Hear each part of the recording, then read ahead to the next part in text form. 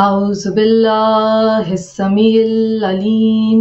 من الشيطان اللعين الرجيم بسم الله الرحمن الرحيم الحمد لله رب العالمين الصلاة والسلام على أشرف الأنبياء والمرسلين وعلى أهل بيته الطيبين الطاهرين المعصومين أما بعد فقد قال الله تعالى في كتابه المبين وهو أصدق الصادقين بسم الله الرحمن الرحيم إنا أعطيناك الكوثر فصل لربك وانحر إن شانئك هو الأبتر صدق اللہ العلی العظیم اللہم صلی علی محمد وآل محمد۔ معزز ناظرین، انتہائی خوشی، مسرت، شادمانی اور اس پروردگار عالم کی شکر گزاری کے احساس کے ساتھ آج ہم جشن صادقین 17 ربیع الاول کے حوالے سے سیلیبریٹ کر رہے ہیں، جشن ولادت، جشن ظہور منا رہے ہیں۔ رسول اکرم ختمی مرتبت محمد مصطفیٰ صلی اللہ علیہ وآلہ وسلم اور ہمارے چھٹے امام جعفر صادق علیہ السلام کا۔ اللہم صلی علی محمد وآل محمد۔ میں اکثر اس بات کا ذکر کرتی ہوں کہ یہ کہا جاتا ہے کہ کسی کے غم میں بغیر بلائے بھی شریک ہو جاؤ، ہاں خوشی میں جب تک وہ خود نہ بلائیں شامل نہ ہو۔ یہ سعادت ہے ہر مومن، ہر مومنہ کی، ہر مسلم، ہر مسلمہ کی اور ہر انسان کی جو اس محسن انسانیت کے یوم ولادت، یوم ظہور کی خوشی مناتا ہے، کیونکہ یہ وہ محسن انسانیت ہیں رحمت للعالمین کہ جن کے بارے میں اللہ تعالیٰ نے خود فرمایا وما ارسلناک الا رحمتا للعالمین۔ اے حبیب، اے محمد مصطفیٰ صلی اللہ علیہ وآلہ وسلم، نہیں بھیجا آپ کو پروردگار نے مگر عالمین کے لیے رحمت بنا کر۔ معزز ناظرین، وہ پروردگار، وہ رب العزت جو انسان کو خلق کرنے والا ہے، اپنی روح پھونکنے والا ہے، زندگی کی نعمت عطا کرنے والا ہے، انسان کو دیکھنے کی صلاحیت، سماعت، بصارت، انسان کو عقل بخشنے والا ہے، شعور بخشنے والا ہے۔ اس نے کہا کہ وعدہ کیا اس نے کہ میں اپنی ہدایت کے بغیر اس زمین کو نہیں چھوڑوں گا، میں اپنا ہادی ضرور بھیجوں گا۔ انسان کی عقل کو تخلیق کیا تو کہا یہ بہترین تخلیق ہے۔ 5ویں امام باقر العلوم علیہ السلام نے فرمایا کہ عقل کو تخلیق کیا تو پروردگار عالم نے کہا کہ یہ میری بہترین تخلیق ہے، اور پھر عقل کی ہدایت کے لیے اس نے ہادی بھیجے، کہا کہ اس زمین کو خالی نہیں چھوڑوں گا۔ رسول اکرم صلی اللہ علیہ وآلہ وسلم ختمی مرتبت فرماتے ہیں انما بعثت معلما، بے شک مجھے معلم یعنی استاد بنا کر بھیجا گیا، بے شک مجھے علم دینے کے لیے بھیجا گیا۔ تو انسان کے شعور کی ارتقاء،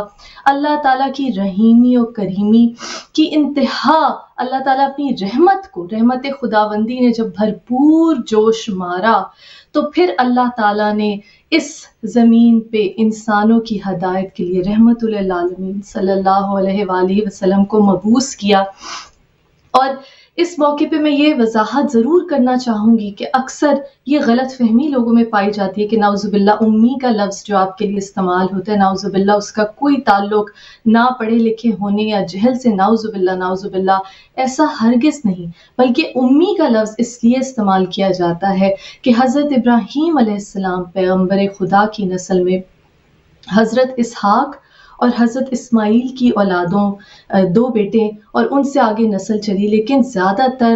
جو نبوت تھی وہ حضرت اسحاق علیہ السلام کی اولادوں میں رہی، اور جب تک رسول اللہ صلی اللہ علیہ وآلہ وسلم کا نزول نہیں ہوا تب تک حضرت اسماعیل علیہ السلام کی اولاد میں نبوت نہیں گئی. اس لیے آپ کو امی کہا جاتا ہے، اور قرآن حکیم میں امیین کا ریفرنس آتا ہے، یہ لفظ استعمال ہوتا ہے کہ ہم نے امیین میں ان میں سے ایک نبی کو مبعوث کیا. معزز ناظرین، آج کا دن بہت خوشی اور شادمانی کا دن ہے. اس قدر ذکر ہے کہ یہ وہ ذکر ہے کہ اللہ تعالیٰ نے کہا رفعنا لک ذکرک، اے نبی ہم نے آپ کے ذکر کو بلند کیا، ہم نے آپ کے ذکر کو رفعت بخشی. تو یہ تو وہ ذکر ہے کہ جو پروردگار خود بلند کرتا ہے، خود جو ذکر فرماتا ہے. سرنامہ کلام میں سورہ کوثر کی تلاوت کا شرف حاصل کیا گیا. اس سورہ میں اللہ تعالیٰ نے کہا کہ اے نبی ہم نے آپ کو خیر کثیر عطا کی. خیر کثیر کے دو تفاسیر میں دو معنی بار بار علماء کرام نے بیان کیے. ایک تو یہ کہ کثرت اولاد، کثرت خیر، سعادات کا سلسلہ، اور دوسرا درود، رسول اللہ صلی اللہ علیہ وآلہ وسلم پر درود بھیجنا. معزز ناظرین، یہ وہ عبادت ہے کہ جس میں اللہ تعالیٰ خود شامل ہوتا ہے، خود وہ درود بھیجتا ہے. جس طرح علامہ طالب جوہری مرحوم رحمۃ اللہ علیہ کے جملے آپ اکثر فرماتے تھے کہ محمد کا مطلب ہے بہت زیادہ تعریف کیا جانے والا. اللہ تعالیٰ کا ایک اسم گرامی ہے محمود، کہ جس کی تعریف کی جائے، بہت زیادہ تعریف کی جائے. لیکن محمد وہ اسم گرامی ہے جو محمود سے بھی بڑھ کر تعریف کیے جانے والا. کیوں؟ کیونکہ پروردگار خود اللہ و ملائکۃ یصلون علی النبی، کہ اللہ اور اس کے ملائکہ نبی اکرم صلی اللہ علیہ وآلہ وسلم پر درود بھیجتے ہیں. تو خیر کثیر کی ایک تفسیر یہ بھی ہے کہ اللہ اور اس کے نبی، اللہ اور اس کے فرشتے جس نبی اکرم صلی اللہ علیہ وآلہ وسلم پر درود بھیجتے ہیں، جب آپ اس پر درود، اس ذات گرامی پر درود بھیجیں گے تو اللہ تعالیٰ اس عبادت میں آپ کے ساتھ شریک ہے. تو کتنی بڑی خیر کثیر ہے. نبی ہم نے تمہیں خیر کثیر عطا فرمائی. عزیزان گرامی، آپ سوچئے کہ وہ ہستی جو محبوب خدا ہے، محبوب خدا، وہ خدا جو رحیم ہے، جو کریم ہے، جو انسان کو خلق کرتا ہے، اس سے 70 ماؤں سے بڑھ کر محبت کرنے والا ہے، جس سے وہ محبت کرے،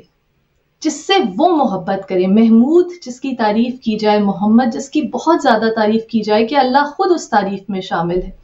تو جو خود رحیم و کریم ہے، وہ جس کو رحمت للعالمین بنا کر بھیجے اور کہے کہ تمام عالمین کے لیے رحمت بنا کر بھیجا،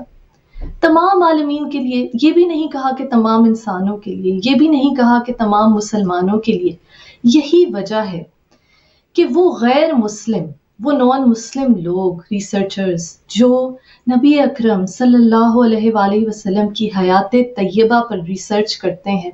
وہ بھی کہتے ہیں کہ دنیا کے ٹاپ انفلوئنشل لیڈرز میں سے اس ذات مبارکہ کا نام آتا ہے. کم از کم ہسٹری کے لحاظ سے، تاریخ کے لحاظ سے، کم از کم انسان کے ذہنی ارتقاء کے لحاظ سے، کم از کم گورننس کے لحاظ سے، کم از کم حکومت کرنے کے لحاظ سے، کم از کم مکارم اخلاق کے لحاظ سے، جس کے لیے نبی اکرم صلی اللہ علیہ وآلہ وسلم نے فرمایا کہ بے شک میں مکارم اخلاق کی تکمیل کے لیے بھیجا گیا ہوں. وہ رب کریم، وہ رب رحیم جو انسان سے اس قدر محبت کرتا ہے، اس نے اپنی محبت کا اظہار بھی اپنے محبوب کے ذریعے کیا، اپنے محبوب کو انسانوں پر مبعوث کر کے اس دین کی تکمیل کی کہ کہا ان الدین عند اللہ الاسلام. تو انسان کے ارتقاء کو اس کمال تک پہنچا دیے. دیکھیے وہ عرب قوم جو اس وقت زمانہ جاہلیت میں اس نہج پر پہنچ چکی تھی کہ بات بات پر کبھی پانی پلانے پہ جھگڑا، کبھی گھوڑا آگے بڑھانے پہ جھگڑا، بات بات پہ قتل و غارت ہو جاتا تھا، اپنی انا پرستی، خود پرستی میں گھرے ہوئے تھے. جب یہ ذات مبارکہ دنیا میں ظہور پذیر ہوتی ہے تو 1000 برس سے جلتی ہوئی فارس کے آتش کدوں کی آگ بجھ جاتی ہے. تمام بت سر نگو ہو جاتے ہیں، کیونکہ یہ وہ ذات گرامی ہے کہ جو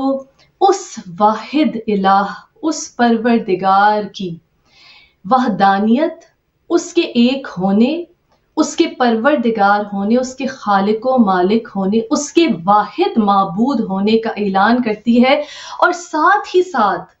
اپنے کردار سے، اپنی حیات طیبہ سے، اپنے اسوائے حسنہ سے، اپنے کردار کی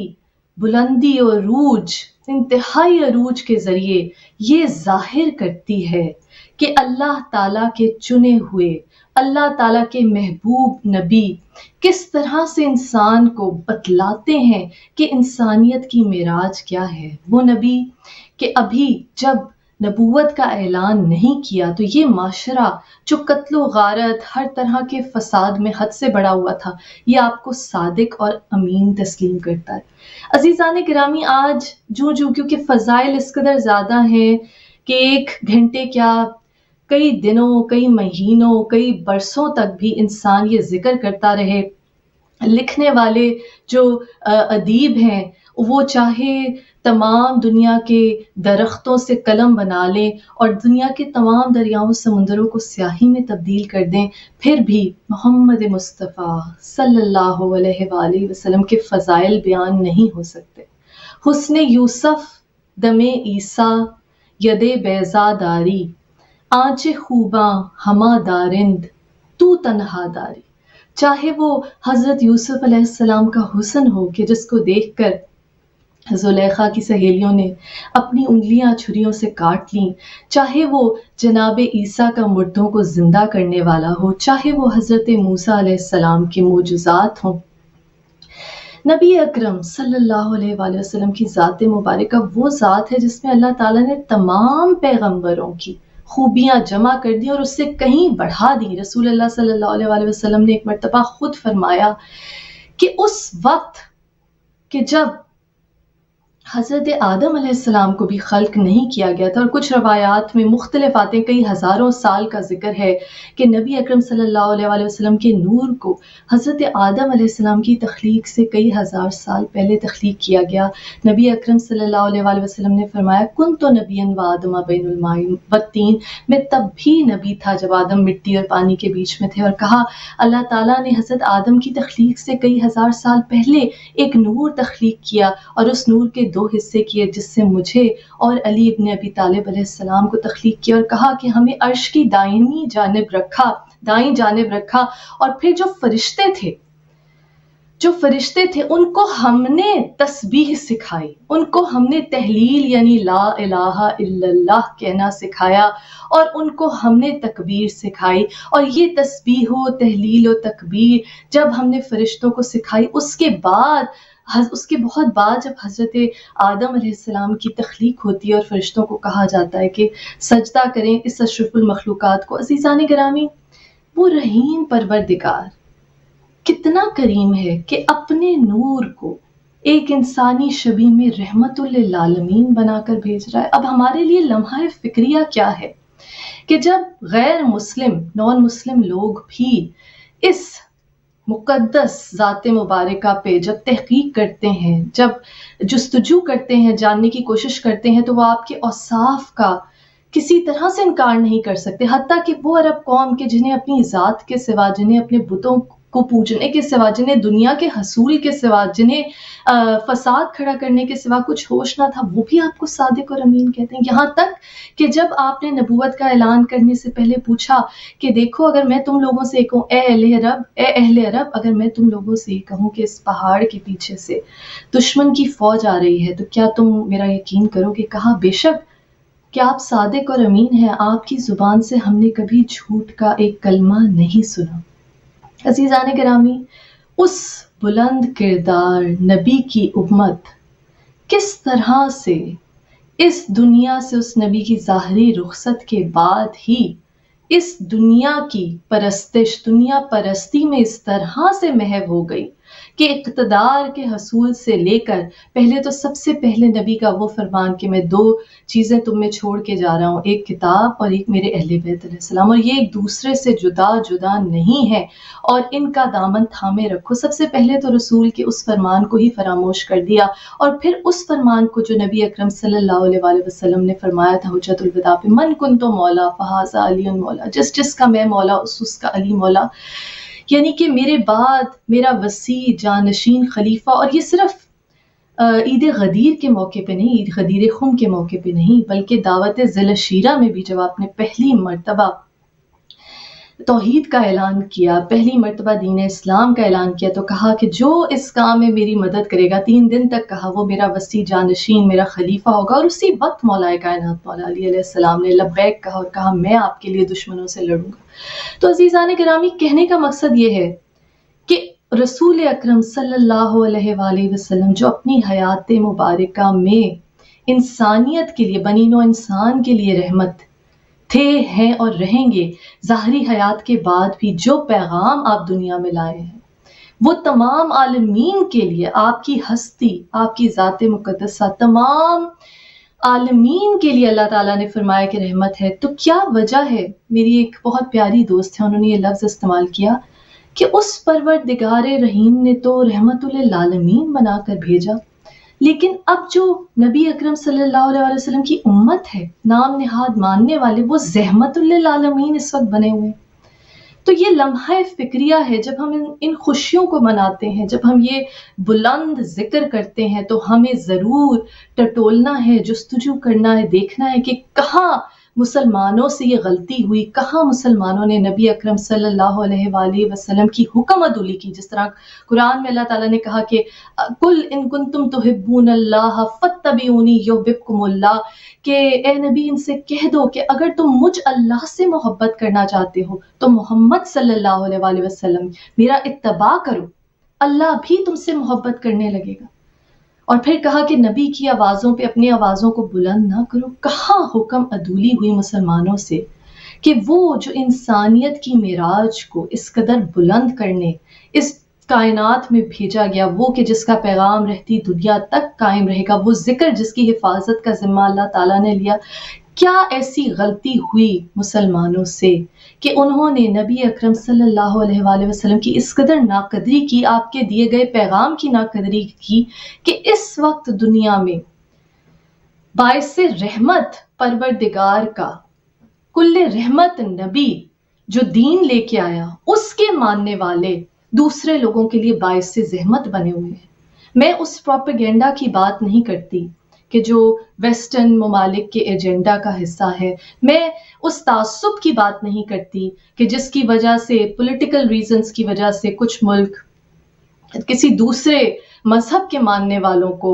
بدنام کرتے ہیں. میں اس کی بات نہیں کر رہی عزیزان کرام، میں ان ویلیوز کی بات کر رہی ہوں کہ جو ہم دیکھتے ہیں، خود مسلمان ہوتے ہوئے ہم دیکھتے ہیں کہ کیا اہل مغرب کے معاشرے میں زیادہ تر لوگ سچ نہیں بولتے؟ کیا اہل مغرب کے معاشرے میں جھوٹی گواہیاں دینے کا، میں یہ نہیں کہوں گی کہ بالکل نہیں ہے، بالکل ہے، اچھے برے انسان ہر جگہ ہیں، لیکن کیا اس وقت سب سے زیادہ جھوٹ مسلم معاشروں میں نہیں بولا جاتا؟ جو صادق اور امین پیغمبر اکرم صلی اللہ علیہ وآلہ وسلم کے ماننے والے خود کو عاشق رسول کہتے ہیں، کیا وہ ریلائبل، کریڈیبل، آنیسٹ لوگ ہیں؟ کیا سب سے زیادہ جھوٹ؟ خود اپنے گریبان میں جھانکیے، چھوڑیے کہ پروپیگنڈا کیا ہے، چھوڑیے کہ کسی کا پولیٹیکل ایجنڈا کیا ہے. کتنی جھوٹی گواہیاں ہمارے معاشروں میں دی جاتی. جتنے بھی مسلمان ممالک ہیں ان میں کیا اسلام ہے؟ بہت سے لوگ کہتے ہیں کہ اسلام تو ہے مسلم ممالک میں، لیکن مسلمان تو ہے لیکن اسلام نہیں ہے. اسلام کہتے ہیں کہ یہاں ویسٹرن ممالک میں زیادہ ہے، مغرب میں زیادہ ہے، حالانکہ وہ ایک رب کو نہیں مانتے، وہ نبی اکرم صلی اللہ علیہ وآلہ وسلم کو نہیں مانتے. کیا یہ ہمارے لیے لمحہ فکریہ نہیں ہے؟ بے شک ہے. کیا یہ ہمارے لیے ایک باعث شرم مقام نہیں ایک مسلمان امت کی حیثیت سے کہ جس طرح وہ نبی کہ جب ایک مرتبہ آپ نبی اکرم صلی اللہ علیہ وآلہ وسلم کے پاس ایک شخص آیا اور اس نے کہا کہ اب یہ نبی اکرم صلی اللہ علیہ وآلہ وسلم کی ہم اسوہ حسنہ کی بات کریں کہ آپ خود صادق اور امین ہیں، لیکن ایک شخص جب آپ کے پاس آیا اور اس نے کہا کہ میں شراب بھی پیتا ہوں، میں چوری بھی کرتا ہوں، میں اور بہت سے گناہ کرتا ہوں، مجھے بتائیے میں اپنی اصلاح کیسے کروں؟ تو آپ نے کہا کہ بس ایک کام کرو، جھوٹ بولنا چھوڑ دو، جھوٹ بولنا چھوڑ دو. وہ شخص چلا گیا مان کے، اس نے وعدہ کر لیا، اس نے کہا یہ تو بہت آسان کام ہے، اتنے سارے گناہ کرتا ہوں، بس ایک ہی چھوڑنا ہے. کیا ہوا جب اس نے چوری کرنے کا ارادہ کیا، اس کے فوراً ذہن میں آیا کہ مجھے تو اس کا اقرار کرنا پڑے گا، مجھے تو سچ بولنا پڑے گا، سچ بولنے کا وعدہ کر چکا ہوں.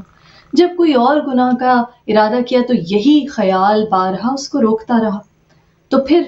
جب اس نے ہر گناہ سے اجتناب کیا ایک جھوٹ سے بچنے کے لیے،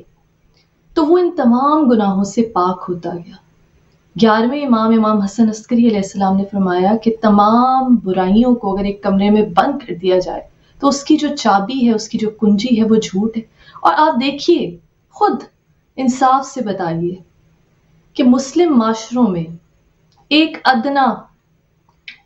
غریب طبقے سے تعلق رکھنے والے شخص سے لے کر حکمران تک کس قدر جھوٹ کا بول بالا ہے، جھوٹی گواہیاں کس قدر عام ہیں، کہ ہم ماننے والے ہیں، ہم دعویٰ کرتے ہیں کہ ہم رحمت للعالمین صلی اللہ علیہ وآلہ وسلم، جنہیں وہ عرب معاشرے کے لوگ جو انتہائی خود پسند متکبر لوگ تھے، جو زمانہ جاہلیت ایک تاریک ترین زمانے سے تعلق رکھتے تھے، وہ بھی صادق اور امین کہتے، وہ بھی حجر اسود کی صلح کے لیے اس ثالث کو، اس علم کی معراج رکھنے والے نبی کو، کہ آپ کے بارے میں امام معصوم علیہ السلام کا قول ہے کہ اللہ تعالیٰ نے عقل کے 9 حصے نبی اکرم صلی اللہ علیہ وآلہ وسلم کو دیے اور صرف ایک جو حصہ بچا تھا وہ باقی انسانوں میں بانٹا۔ اس عظیم علم و عقل و معرفت الہی، صدق اور امانت کے معراج پہ پہنچے ہوئے اس نبی اکرم صلی اللہ علیہ وآلہ وسلم کی امت سب سے زیادہ جھوٹ میں ملوث ہے، اور پھر جھوٹ کی وجہ سے اور تمام تر گناہ، ظاہر ہے کہ جب ایک دفعہ جھوٹ بول لے انسان، جس طرح اس واقعے سے ثابت ہوا، پھر وہ کوئی بھی گناہ کر لے اور پھر جھوٹ بول لے، تو آپ دیکھیے کہ کس طرح سے مسلمان امت نے اس نبی کی تعلیمات کو بھلا دیا اور اب پوری دنیا کے لیے زحمت بنے ہوئے ہیں۔ مسلمان کی تعریف ہی کیا ہے کہ جس کے ہاتھ اور زبان سے دوسرے مسلمان محفوظ رہیں، لیکن سب سے زیادہ مسلمان دوسروں کے لیے زحمت بن جاتے ہیں۔ یہ تو وہ دین ہے، نبی اکرم صلی اللہ علیہ وآلہ وسلم نے فرمایا کہ اپنے پڑوسی کے بارے میں، اگر تمہارا پڑوسی بھی بھوکا سو جائے رات کو، اس کے بارے میں بھی تم سے حساب کتاب ہوگا۔ تم میں سے بہتر وہ ہے جو اپنے پڑوسی کو ایذا نہ دے۔ اور ہمارے معاشروں میں کیا ہوتا ہے، شور کیا جاتا ہے، کوئی فنکشن ہوتا ہے، کوئی شادی کی تقریب ہوتی ہے، کسی پڑوسی کا احساس نہیں کیا جاتا کہ شاید کوئی بیمار ہو، شاید کوئی عمر رسیدہ بزرگ ہوں کہ جو آرام کر رہے ہیں۔ یعنی کہ ہر طرح کے احکامات، ہر طرح کا اخلاق جو نبی اکرم صلی اللہ علیہ وآلہ وسلم نے کہا کہ میں مکارم اخلاق کی تکمیل کے لیے بھیجا گیا، اور قرآن نے گواہی دی کہ اس پروردگار نے ایسے نبی کو تم پر مبعوث کیا کہ تمہاری تکلیف ان پر شاق ہے اور وہ تمہارے لیے نرم طبیعت رکھتے ہیں۔ نبی اکرم صلی اللہ علیہ وآلہ وسلم نے فرمایا کہ کچھ ایسی باتیں ہیں کہ جو میں اپنی زندگی میں کبھی ترک نہیں کروں گا، اور ان میں سے ایک کیا ہے، چھوٹے بچوں کو سلام میں پہل کرنا، غلاموں کے ساتھ، یعنی وہ لوگ جو سوسائٹی میں جنہیں کم درجے پہ سمجھا جاتا ہے، کم سوشل سٹیٹس پہ سمجھا جاتا ہے، ان کے ساتھ بیٹھنا، محفل میں جگہ نہ ملے تو جہاں جگہ مل جائے وہاں بیٹھ جانا، حتیٰ اس قدر عاجزی کہ خود سادہ ترین خوراک کھانا، لیکن سخاوت وہ کہ مہمانوں کے لیے، آنے والوں کے لیے وسیع و عریض دسترخوان، اس قدر خدا کا خوف کہ جب قرآن حکیم کی تلاوت کرتے، پوری پوری رات تلاوت کرتے، اور قرآن میں اللہ تعالیٰ پھر آواز دیتا ہے، کہتا ہے کہ ہم نے اس لیے نہیں قرآن کو نازل کیا، اے طٰہٰ، اے طیب و طاہر رسول، آپ راتوں کو کم قم اللیل الا قلیلا، راتوں کو کم ہماری عبادت کے لیے کھڑا ہوا کیجیے۔ اس قدر عبادت کرتے تھے کہ پاؤں سوج جاتے، اور کہا ہم نے قرآن کو اس لیے نہیں نازل کیا کہ آپ مشقت میں مبتلا ہو جائیں۔ اس قدر تلاوت کرتے تھے۔ ہم میں سے کتنے ہیں جو قرآن حکیم کو اپنی زندگی میں مشعل راہ بناتے ہیں، کہ ہم میں سے کتنے ہیں کہ جو قرآن حکیم کے احکامات کو سمجھنے کی کوشش کرتے ہیں، اس قرآن پر لبیک کہتے ہیں، اور قرآن میں جس طرح کہا گیا کہ تم تدبر کیوں نہیں کرتے، تفکر کیوں نہیں کرتے۔ ہم میں سے کتنے ہیں جو نبی اکرم صلی اللہ علیہ وآلہ وسلم سے عشق کا زبانی دعویٰ تو کرتے ہیں، لیکن جو اسباق ہمیں رسول اکرم صلی اللہ علیہ وآلہ وسلم نے اس دین کے ذریعے، اور سب سے بڑھ کر اپنی حیات طیبہ کے ذریعے،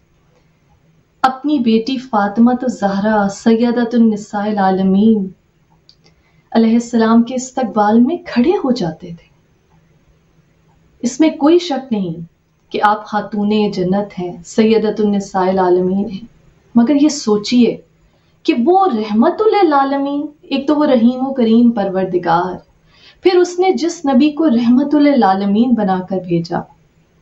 اور پھر اس نبی نے کیا کہا کہ بیٹیاں رحمت ہیں، بیٹیاں رحمت ہیں، یعنی رحمت للعالمین کے لیے بھی رحمت ان کی بیٹی جس کے لیے وہ کھڑے ہو جاتے ہیں۔ آپ انصاف سے بتائیے کتنے مسلمان ہیں، ناظرین میں سے کتنے ایسے ہیں جو زبان سے تو یہ دعویٰ ضرور کرتے ہوں گے کہ ہاں نبی نے یہ کہا بیٹیاں رحمت ہیں،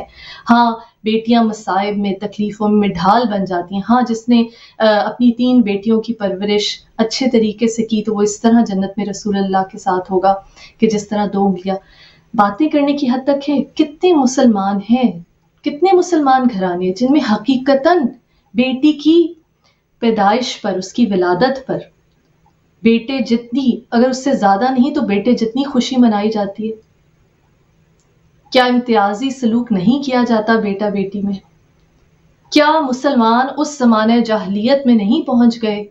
کہ جہاں وہ عرب زندہ درگور کر دیتے تھے اپنی بیٹی کو، یہ سوچ کر کہ اس کو مجھے ایک مکان بھی دینا پڑے گا، اس کے لیے مجھے داماد بھی ڈھونڈنا پڑے گا، یہ تو بہت ذلت کی بات ہوگی، اور اس کو زندہ درگور کر دیتے تھے۔ وہ نبی جس نے خاتون کو، ایک عورت کو بے پناہ عزت دی، کیا ہمارے معاشرے میں ہم نے اس پیغمبر اکرم صلی اللہ علیہ وآلہ وسلم کی سیرت کو صحیح معنوں میں اپنایا؟ جس سے پروردگار اس قدر محبت کرتا ہو اس کو بیٹی دی،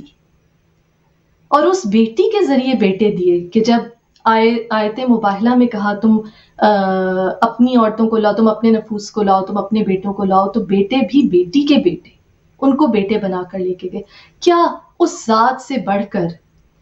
اللہ تعالیٰ کسی ہستی سے محبت کرتا ہے؟ نہیں۔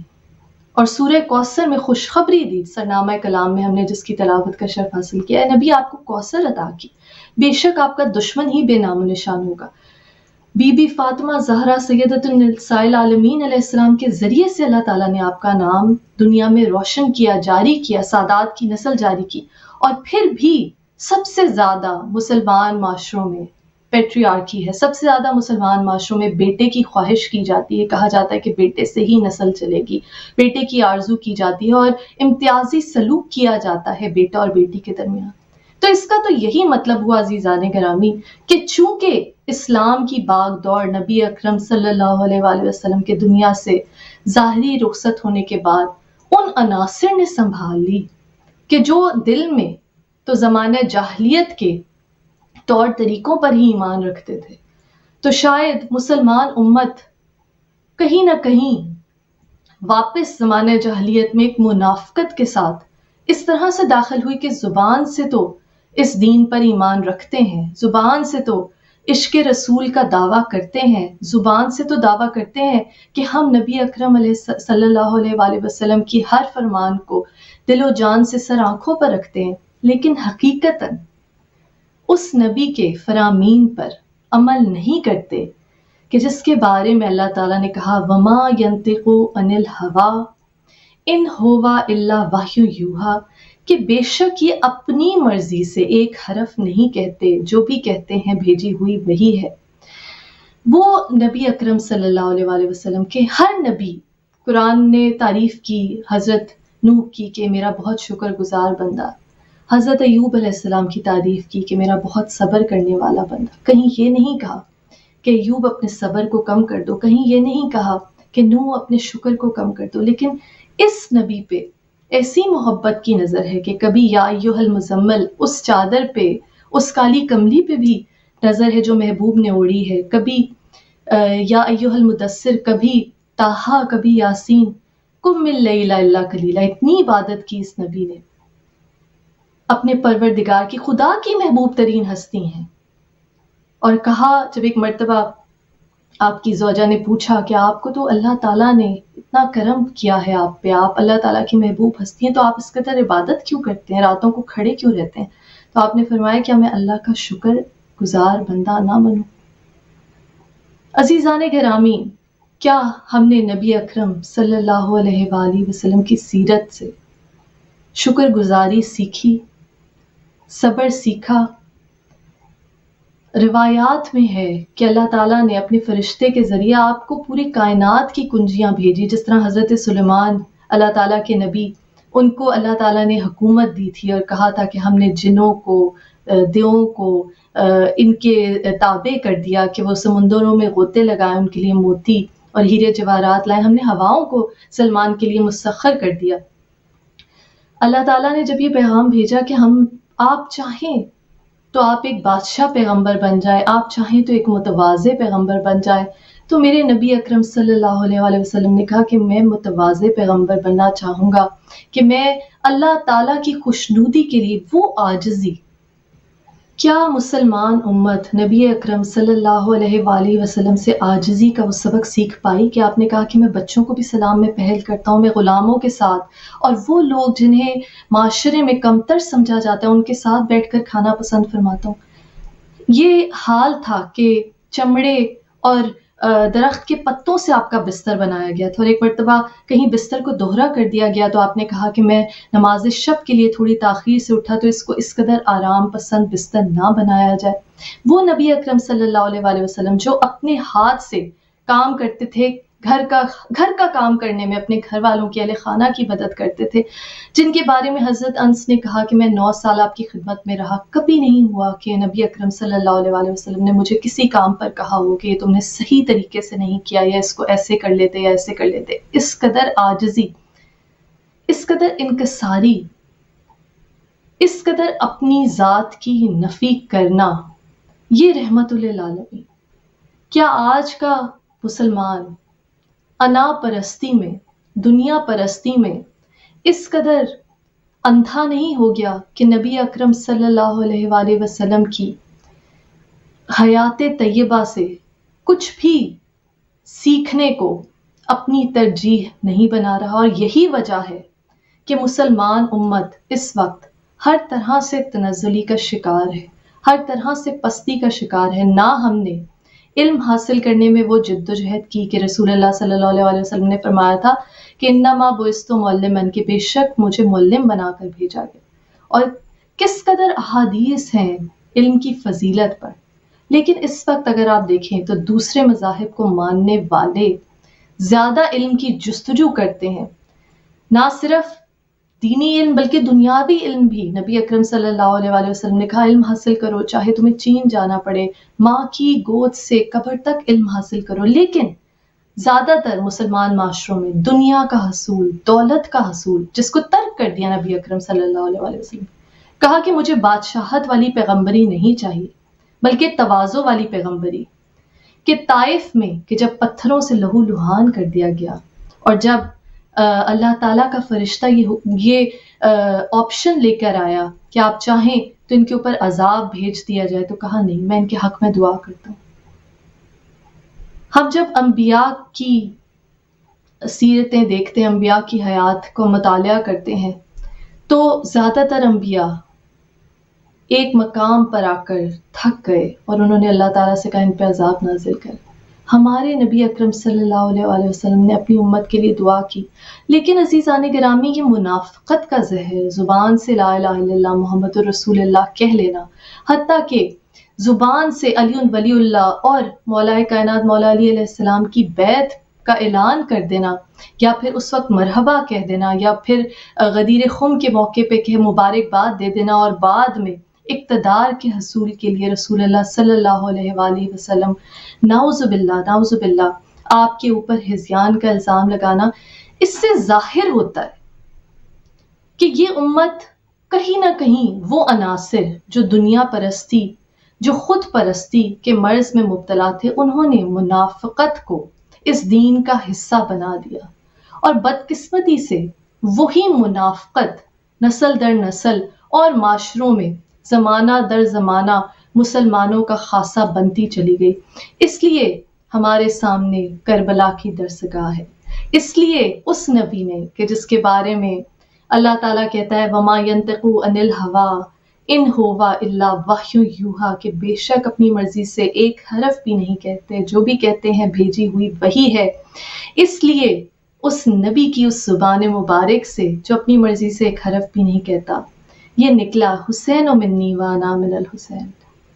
حسین مجھ سے ہے اور میں حسین سے. حسین مجھ سے ہے، میرے بیٹوں میں سے ہے۔ آیت مباہلہ میں کہا فَقُلْ تَعَالُوا نَدْعُ أَبْنَاءَنَا وَأَبْنَاءَكُمْ وَنِسَاءَنَا وَنِسَاءَكُمْ وَأَنفُسَنَا وَأَنفُسَكُمْ، تم اپنے بیٹوں کو لاؤ، ہم اپنے بیٹوں کو لاتے۔ امام حسن علیہ السلام، امام حسین علیہ السلام کو بیٹے بنا کر لے کے گئے۔ یہ بھی نبی اکرم صلی اللہ علیہ وآلہ وسلم نے کہا کہ میں حسین سے ہوں۔ اس پہ غور کیجئے، وہ نبی جو اپنی مرضی سے ایک حرف بھی نہیں کہتا بلکہ سب بھیجی ہوئی وہی ہے، وہ کہتے ہیں میں حسین سے۔ اس سے یہ پتہ چلتا ہے نبی اکرم صلی اللہ علیہ وآلہ وسلم جن کو اللہ تعالیٰ نے اپنے نور سے خلق کیا، علم کی معراج پہ یہ جانتے تھے کہ مسلمان میری ظاہری رخصت کے بعد اس دنیا سے خود پرستی، اقتدار پرستی، منافقت کی راہ پر چل پڑیں گے، تو کہا کہ میں حسین سے، کہ یہ حسین اپنی شہادت سے، اپنی ذبح عظیم سے، بائے بسم اللہ کا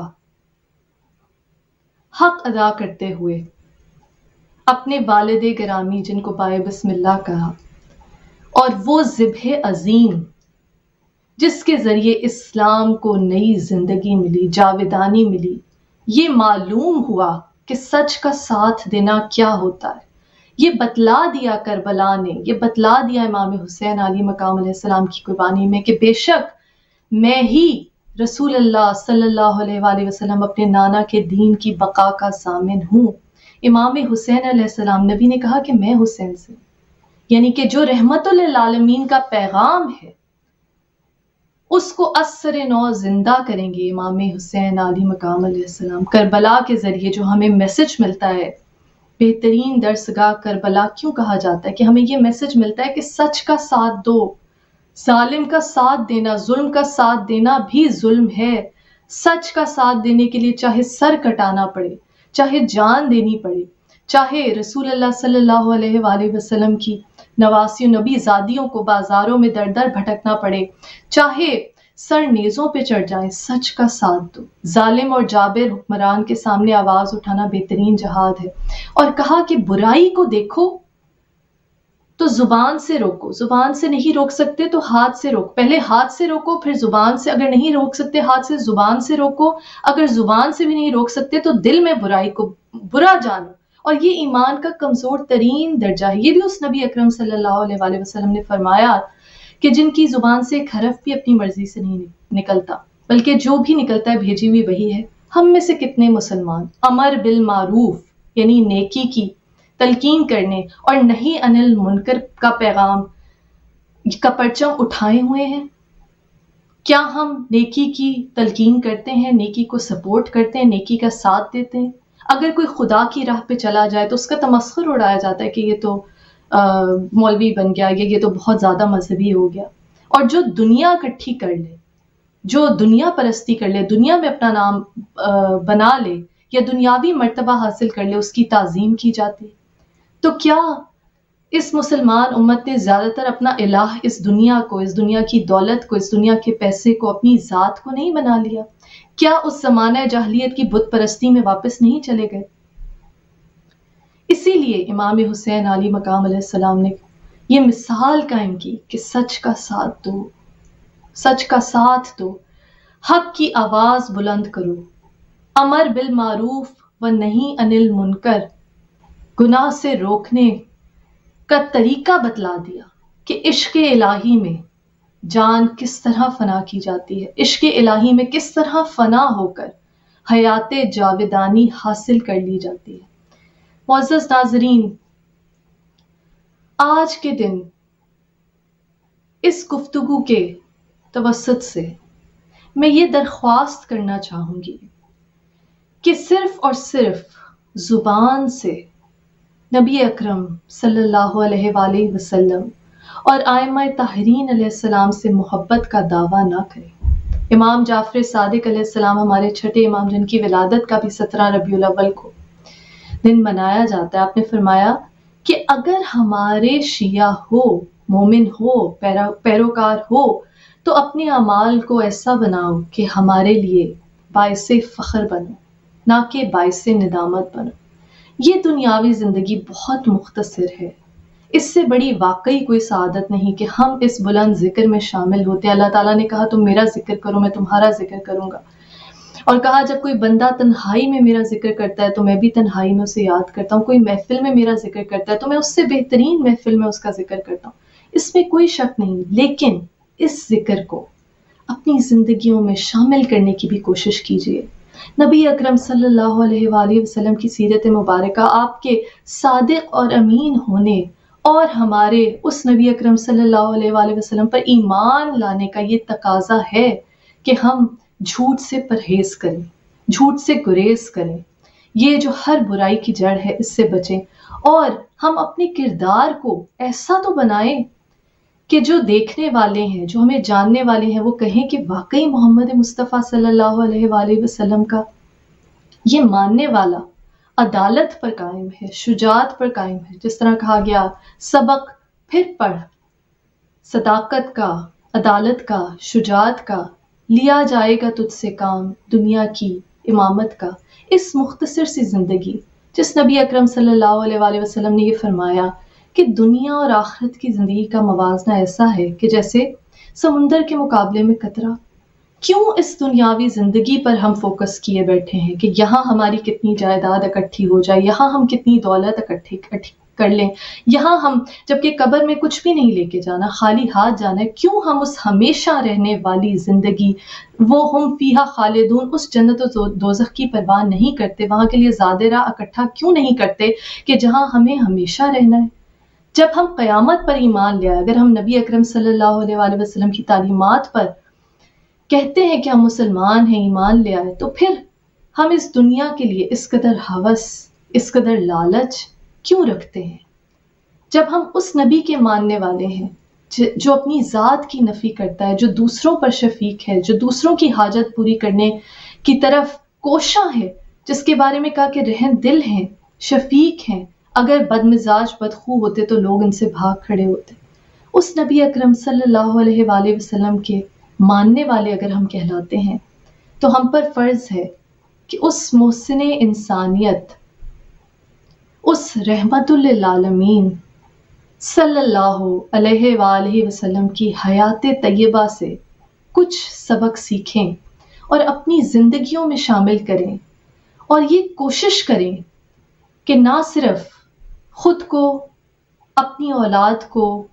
آنے والی نسلوں کو، جو لوگ ہمارے ساتھ انٹریکٹ کرتے ہیں وہ ہمارے کردار سے اس طرح متاثر ہوں کہ وہ واقعی کہیں کہ واقعی ایک مسلمان وہ ہے کہ جس کے ہاتھ اور زبان سے دوسرا مسلمان اور کوئی بھی انسان محفوظ رہ سکتا ہے۔ اس نبی اکرم صلی اللہ علیہ وآلہ وسلم کی سیرت پہ کہ جس نے کسی درخت کو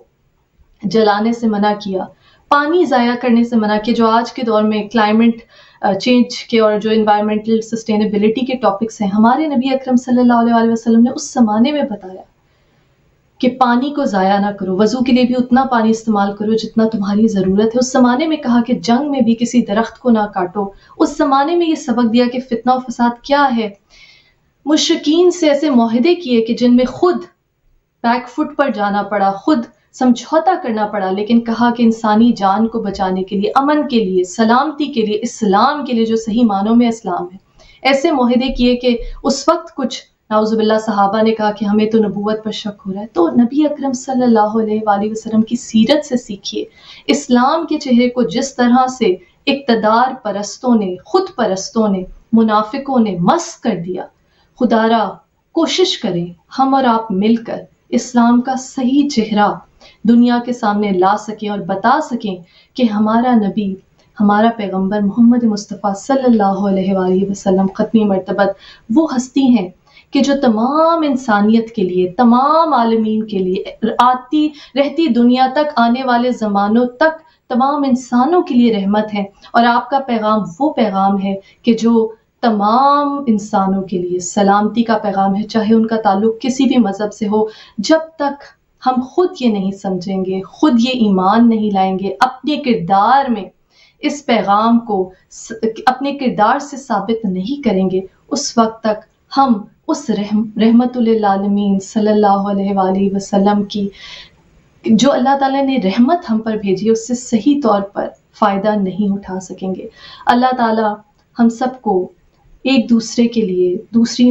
انسانوں کے لیے آسانیاں پیدا کرنے کا باعث بنائے۔ یا اللہ ہمیں کوئی غم نہ دے سوائے غم حسین، شبیر کا غم بانٹ رہا ہے تو ادھر دے۔ اس محفل میں، اس تقریر میں، اس پروگرام میں جتنے ناظرین آج میرے ساتھ شامل ہوئے، جو جو ان کی دلی حاجات ہیں، یا اللہ تو علیم بذات الصدور ہے، دلوں کا حال بہتر جاننے والا ہے، تمام دلی حاجات کو اپنی بارگاہ میں اس عید کے دن کے صدقے میں محمد مصطفیٰ صلی اللہ علیہ وآلہ وسلم اور امام جعفر صادق علیہ السلام کے دنیا میں ظہور کے صدقے میں ان تمام حاجات کو اپنی بارگاہ میں قبول و منظور فرما۔